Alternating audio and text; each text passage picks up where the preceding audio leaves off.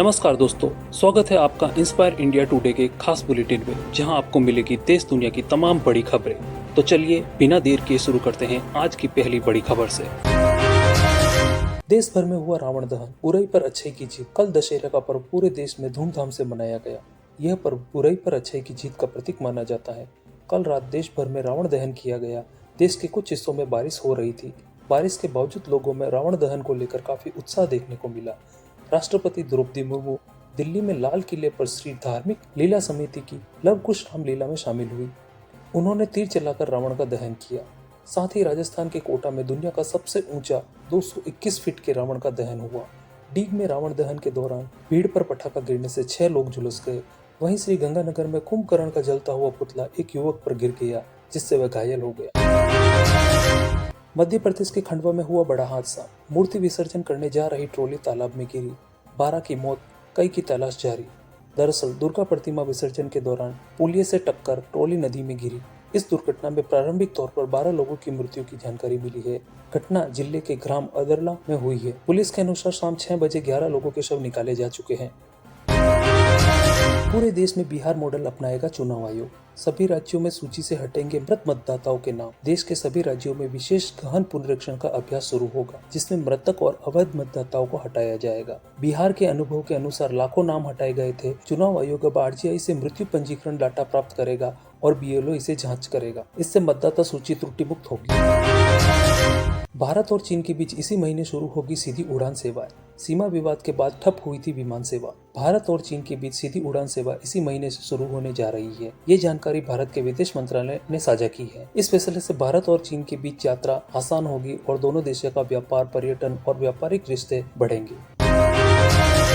राजस्थान के चित्तौड़गढ़ में नवरात्रा जुलूस पर मधुमक्खियों का हमला, मची अफरा तफरी, 90 लोग हुए घायल। राजस्थान में चित्तौड़गढ़ में मधुमक्खियों के हमले से जुलूस में अफरा तफरी मच गई और लोग जान बचाने के लिए गांव की ओर भागे और घरों में छिपे। अचानक हुए हमलों में लगभग 90 लोग घायल हो गए। जयपुर में तूफानी बारिश। राजस्थान में 5 से 7 अक्टूबर तक चलेगा बरसात का दौर, अलर्ट जारी।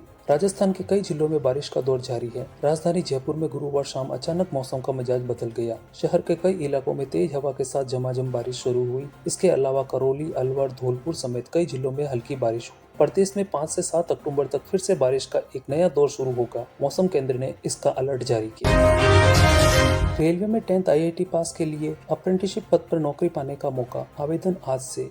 रेलवे रिक्रूटमेंट सेल यानी कि RRC की ओर से नॉर्थ वेस्टर्न रेलवे में अप्रेंटिसशिप के 2162 पदों पर भर्ती निकाली गई है, जिसके लिए आवेदन प्रक्रिया आज यानी 3 अक्टूबर से शुरू हो गई है। जो उम्मीदवार 10th IIT पास है वह इस भर्ती में भाग लेने के लिए पात्र है। आवेदन करने की लास्ट डेट 2 नवंबर निर्धारित की गई है। प्रसिद्ध शास्त्रीय गायक पंडित छिन्नूलाल मिश्रा का हुआ देहावसान। मिर्जापुर आवास में ली अंतिम सांस। जाने माने शास्त्रीय गायक और पद्म विभूषण पंडित छिन्नूलाल मिश्रा का निधन हो गया। उनका निधन 2 अक्टूबर की सुबह 5 बजे मिर्जापुर आवास में हुआ। पंडित छिन्नूलाल मिश्रा का 91 वर्ष की आयु में दिल का दौरा पड़ने से उनका निधन हो गया।